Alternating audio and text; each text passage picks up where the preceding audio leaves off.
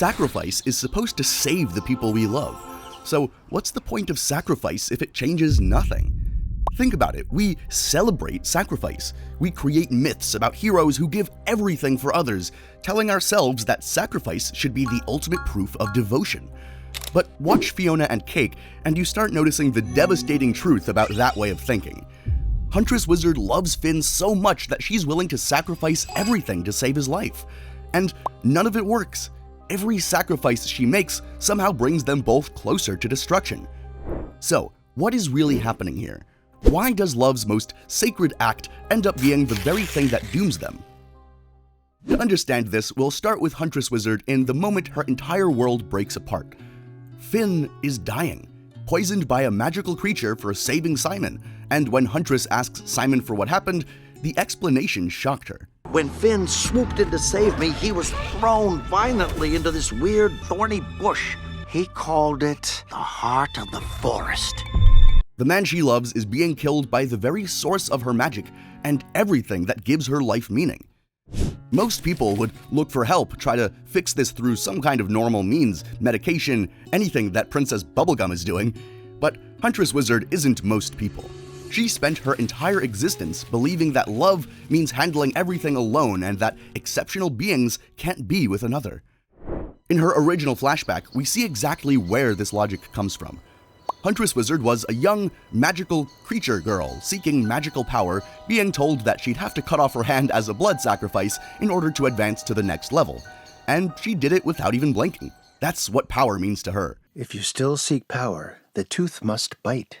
Even when Witch Wizard congratulated her on becoming a green wizard, her response is the same. Well, looks like you're one of us now. No, I'm on my own. So, when Finn needs saving, she doesn't ask for help.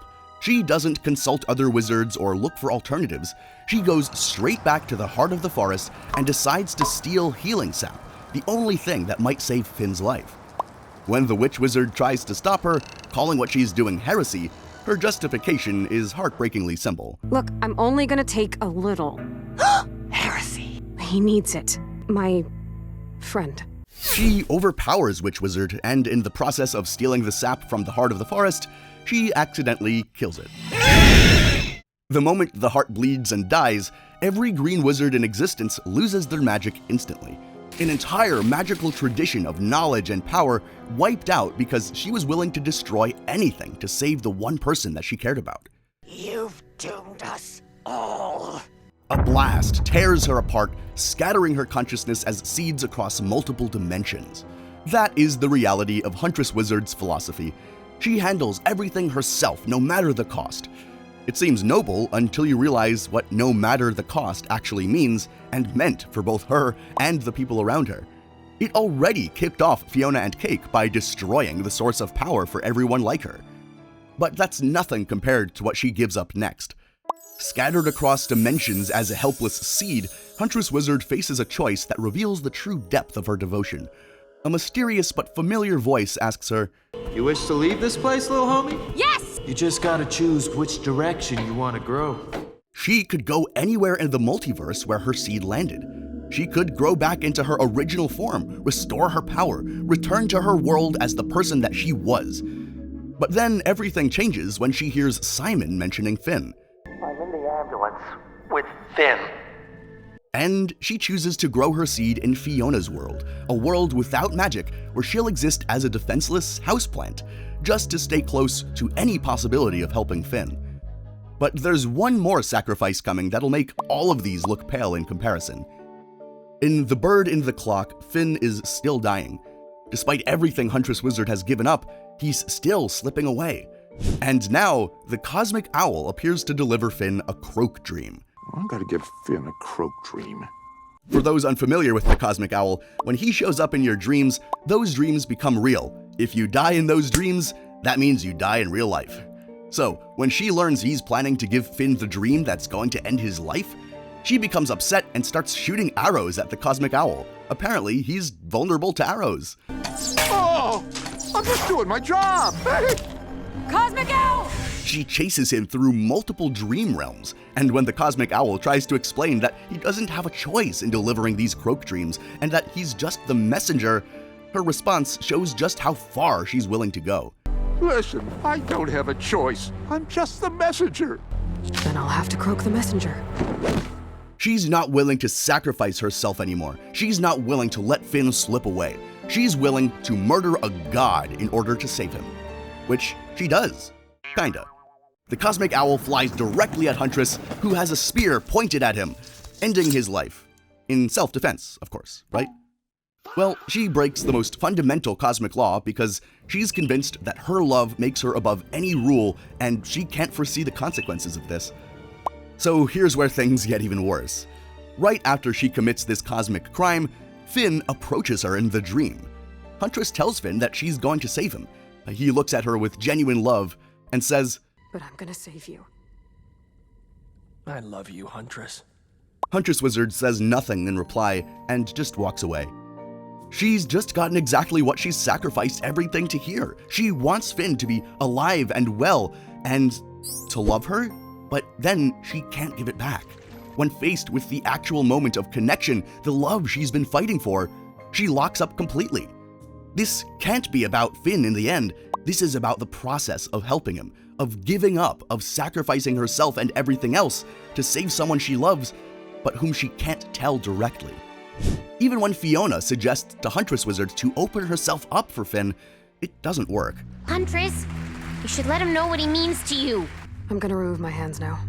Huntress Wizard sees emotional vulnerability as dangerous, something that could dull her edge as a hunter and independent wizard and woman. Because of that, admitting "I love you" out loud feels like crossing a line of security and self-defense that she's avoided her entire life, even though her actions already scream that she loves him. When Fionna asks the obvious question about whether killing a god might cause problems, Huntress Wizard doesn't answer, because she knows that it does. Cosmic law does not forgive cosmic crime. She'll meet justice for this. And suddenly, every sacrifice Huntress Wizard made to save Finn becomes the very evidence that will bite back them both.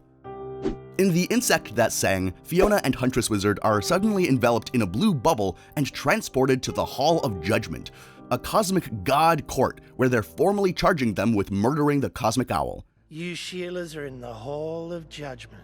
You've been accused of a serious cosmic crime. The prosecution calls Scarab as their star witness, presenting cosmic blood evidence recovered from their hands. Cosmic blood on their hands. That's evidence! Nasty work! The courtroom erupts with anger. The jury leans toward a guilty verdict, and under immense pressure, fearing an eternity in the pain vortex, Fionna makes a devastating but rather intelligent decision. She points the finger at Finn, the dying old man. Finn did it. We helped move the body, but Dream Finn done the deed. When Huntress Wizard tries to stop her, That's not true! Fionna doubles down. But I just got a weird feeling, like a gut voice telling me it was the right thing to do. She falsely testifies that Finn was the one who actually killed the cosmic owl, so that she and Huntress Wizard would only help dispose of the body, therefore ending up with blood on their hands. The jury accepts her testimony. Both women are released. But now that they've shifted the blame, the cosmic wheels are now in motion for Finn's crime. While this cosmic trial unfolds, back in Ooh, Simon, Marceline, and Princess Bubblegum finally locate the heart of the forest. They find it exactly as Huntress Wizard left it, mortally wounded, dying or almost dead because she destroyed it trying to steal healing sap. When Simon asks if they can possibly save it, both Marceline and Bubblegum respond with sadness. The answer is an explicit no. Princess Bubblegum mercilessly ends its suffering. Moments after the heart's death, Bimo contacts them with disturbing news. Finn is doing great. He has ascended from this plane. What? His bed is gone, replaced by a smoking traitor. His body has vanished, taken to the cosmic court as a direct consequence of Fionna's false testimony. Alright, at this point, like, subscribe, comment down below what you think, but also, let's count what Huntress Wizard has lost so far. Her magic was destroyed when she killed the heart of the forest. Her form and body was sacrificed to become a helpless plant in another dimension. Her innocence was sacrificed, and she's now someone who murdered a god, a cosmic entity. And her freedom was lost in this pursuit of Finn's life. And Finn? He's still dying from the poison, completely out of her hands. And now he's been taken to face cosmic justice for a crime that she committed. Every single sacrifice that she made to save him has somehow made his situation worse. Despite that, Huntress Wizard can't bring herself to stop. He still needs her help. In The Worm and His Orchard, she attempts to create a portal to the undergrowth. She had to share her deepest trauma with Fionna, the house fire, her dead adoptive parents, young Huntress Wizard alone and scared. For someone who's spent her entire existence protecting her emotional armor and prefers working alone, sharing her origin wound is a huge sacrifice. That vulnerability must mean a lot to both Huntress Wizard and Fionna. By the end of episode 9, though, when everyone else is preparing to return home, Huntress Wizard makes a devastating discovery. Because Oo's heart of the forest is dead, she can't return to her home dimension. She's permanently exiled. Even if Finn survives, she's separated by him by dimensional barriers. In the final episode, when Finn is eventually saved, no spoilers, but come on, you should have watched at this point, it's only because Huntress Wizard did an interdimensional spirit bomb, calling upon all of her alternate versions of herself existing across the multiverse. Versions from Farm World, Vampire World, Baby World, and ocean-covered realms, and many other places, sapping the energy from their bodies in those dimensions to add to her multi-dimensional life force spell. By creating this huge magical bomb, she makes the final sacrifice that heals Finn's physical body at the cost of fragmenting her existence across different dimensions. She sacrificed her body over and over and over again, feeling the pain of dissolution and dissolvement as she dies across dimensions.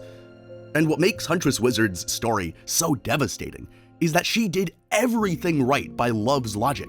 She was the most romantic savior. She did everything she possibly could, sacrificed everything she had and everything she was and could become. She gave everything until there was nothing left to give. And none of it worked, because the universe doesn't reward sacrifice with results. Love doesn't operate like a transaction where you give in order to receive. Just because you sacrifice doesn't mean you'll see anything from it. You give because you must, because loving them leaves you no other choice, and because love means sacrifice. Not that sacrifice is a necessary action to prove your love and that you'll get love in return, but because loving someone means sacrificing for them. You give your time, your energy, your life, your emotions, your vulnerability. But you can still break yourself into pieces for someone, and they can still slip away from you. But there's one specific thing that makes this story so profound instead of just tragic. The sacrifices she makes don't become meaningless per se when it fails. Just because she didn't get the results she wanted doesn't mean that her sacrifices didn't prove to herself and to everyone else how much she truly loved Finn.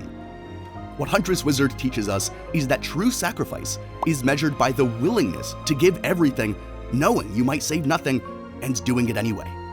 While most of us will thankfully never be asked to choose between giving up the very essence of our being and murdering a cosmic god and doing everything in the universe and multiverse to save the person we love, we will all face moments where caring about someone means risking something or everything, and even getting no guarantee of a happy ending just because you love them.